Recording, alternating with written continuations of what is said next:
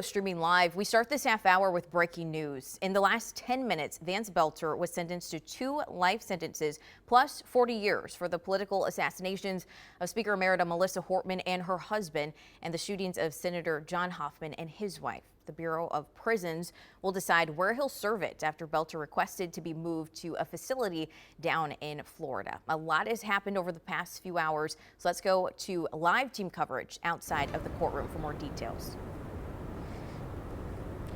Yeah, Cece, it was 2 grueling hours of victim impact statements before Vance Boelter learned his sentence. Now, I'm joined by Gordon Severson and Danny Spiewak. Both were in the courtroom as that sentence was handed down. First, Gordon, I want to ask you, tell me a little bit about the family's reaction. And essentially, this is a day that they've been preparing for, and yet it was still very fresh and emotional. Yeah, and I mean, it was just emotional for us to hear, and the strength that it took for so many of these individuals to go up there in front of nearly 200 people and to share like their story of what happened. I think of the Hoffmans, all 3 of them individually spoke. And I think we have a quote that we got from Senator John Hoffman praising his daughter for her quick actions that night, saying, quote, "My daughter fought to save us. She decided hope and courage. She displayed more courage in one night than this defendant showed in 40 years of preaching Minnesota lost 2 devoted public servants." And when she went up there, it just crazy to be able to see that she had the strength to go and talk in front of all those people. Yeah, and you know, in addition to the family members who spoke today, there is also the whole political implication of this trial and of this sentencing, I should say, and what happened. Danny, tell me a little bit about the politicians who spoke and gave victim impact statements as well.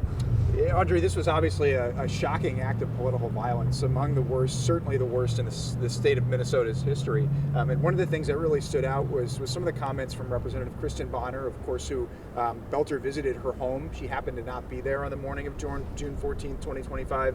And then from the House DFL leader, Representative Zach Stevenson, who was really an understudy to Melissa Hortman for so many years, very close friend of hers. And they both looked Boelter in the eye and looked at him and said, "You attempted to cause terror in our life. You attempted to try to dissuade us from doing our jobs as political leaders, but you failed," what both of them said, looking at him and telling him in his eyes, saying that you have failed to deter us from being public servants and that we're more committed than ever to do the job. And I thought that those 2 really eloquently put that out there in court this morning. And Gordon, you said that Vance Boelter's final statement was 18 words long, and there wasn't really a lot of time to react, but give us the gist of exactly what he said. Basically, just said that he was sorry for all the pain he caused. I believe it was 18 words, and immediately afterwards kind of turned to go sit back down. And then the judge kind of was like, "Well, I'm going to keep you up here to kind of talk a little bit more about the sentence," because it was wrapping up at that time. And so, he read it quickly, decided like he was going to sit down.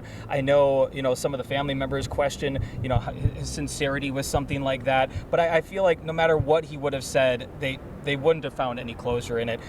One thing that really stood out to me, and you mentioned with Representative Bahner, when she mentioned that she said, "I would have opened that door if a police officer came," and knowing that if she would have been home, she probably would have been another victim. That was a powerful thing to hear, and to her talk about how she probably would have had her grandkids there and feeling the guilt of being a public official and potentially putting them in that danger, something she never really considered, was something that was really powerful that stood out to me.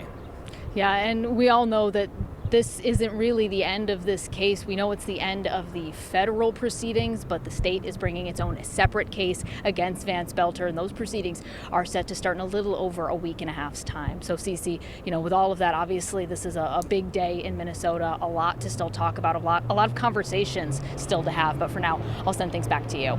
Yeah, a lot of eyes have been on this. Danny, Gordon, Audrey, thank you so much. I mean, like they mentioned, families and friends having to relive those moments in the courtroom today. So a very tough and emotional day.